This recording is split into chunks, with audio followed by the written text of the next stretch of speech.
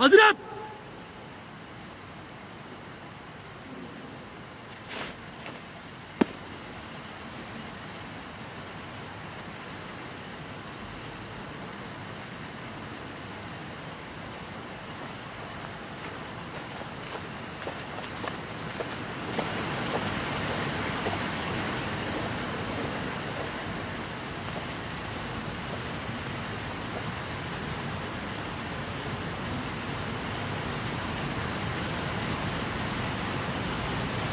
निरीक्षण करने के लिए इस वक्त राष्ट्रपति पुतिन जा रहे हैं और जैसा मैंने आपको बताया कि ये जितना फॉर्मल है उतना ही अनुशासित प्रोसेस है।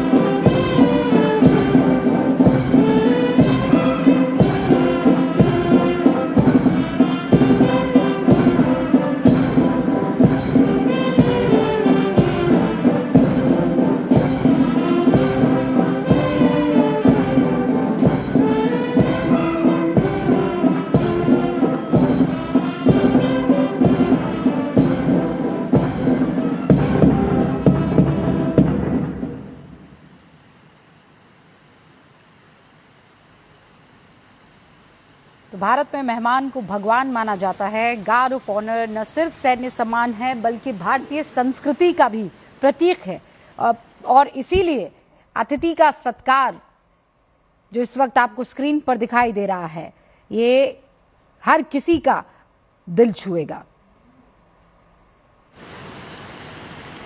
इसका एक प्रोटोकॉल तय है।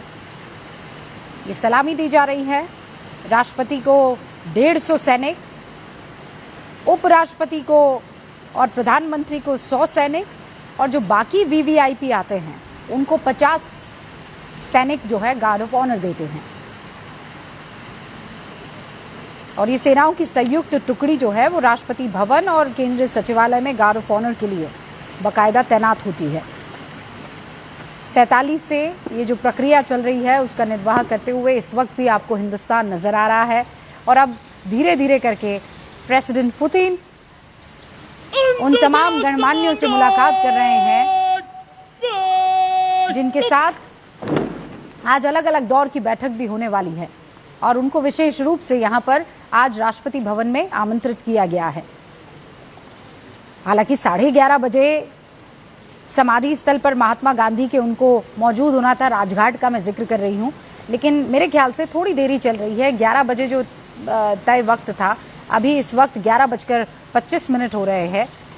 यहां पर मुलाकात करने के बाद सीधा राष्ट्रपति पुतिन का काफिला राजघाट की तरफ अग्रसर होगा और वहां पर महात्मा गांधी को उनकी समाधि पर श्रद्धांजलि दी जाएगी।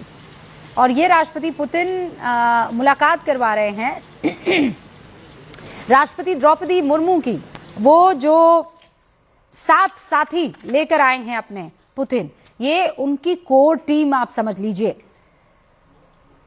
और यही वो कोर टीम है जो आज लगातार अलग अलग बैठकों में शामिल रहने वाली हैं।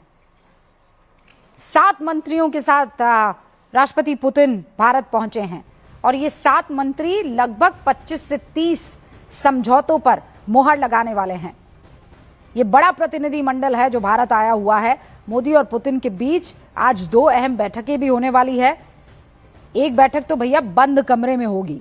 दोनों नेताओं की द्विपक्षीय मुलाकात के दौरान भारत और रूस के बीच बहुत से अहम समझौतों पर मोहर लगने वाली है और ये सब शुरू हो जाएगा 11:50 के आसपास हैदराबाद हाउस में, जब 23वां भारत रूस समिट शुरू होगा। आगे आगे राष्ट्रपति द्रौपदी मुर्मू और राष्ट्रपति पुतिन और पीछे पीछे प्रधानमंत्री नरेंद्र मोदी। और ये खूबसूरत फोरकॉर्ट राष्ट्रपति भवन का।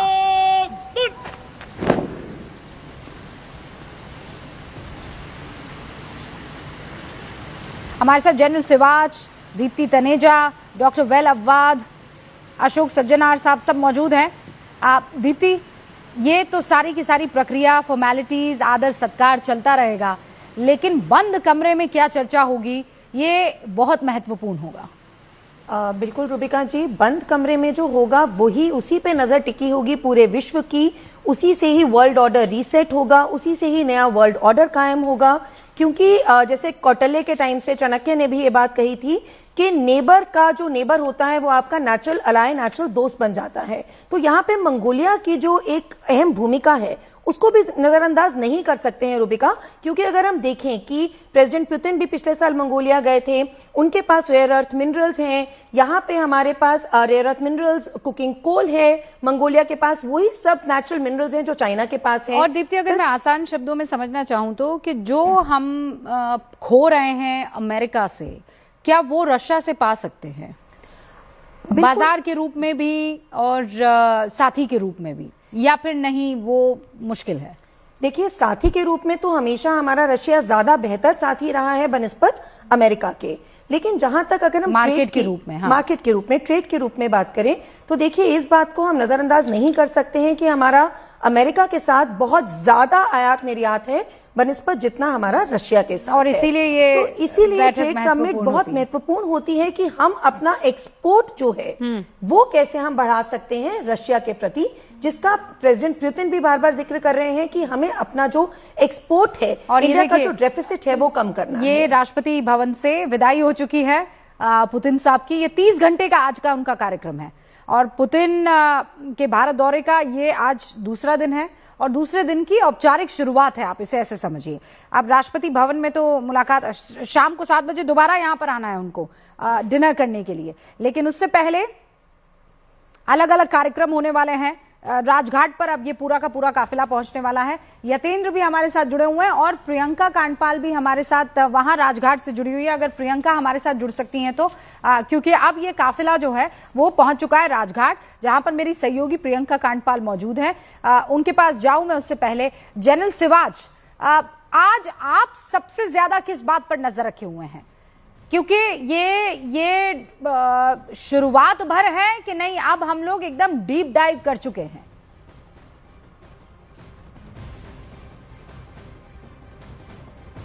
नहीं, general Siwach, I can't hear you. हाँ मैं रूबिका, ऐसा है कि इनकी जो 7 मिनिस्टर और इनका बड़ा दस्ता पहले ही भारत में आ चुका है।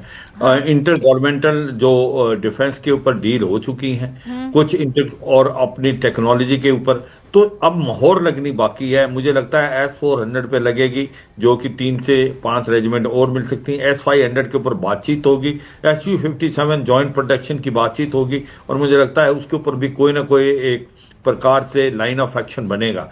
सबसे इंपॉर्टेंट चीज जो एक है वो यही है कि भाई transfer of technology, make in India में कैसे रूस भारत की मदद कर सकता है, और ये एक बड़ी महत्वपूर्ण है। दूसरा, जो ट्रेड के बारे में अगर आप देखें तो ये भी होगा, स्किल्ड और सेमी स्किल्ड जो लेबर है उसको कहते हैं मोबिलिटी और मैन पावर, वो बहुत चाहिए रूस को। ये बड़ी इंपॉर्टेंट चीज रहेगी। रीलॉस जो है, reciprocal exchange of logistic port, वो मतलब कि आप ये कहें कि एक दूसरे देश की आप नेवल पोर्ट्स का इस्तेमाल कर सकते हो।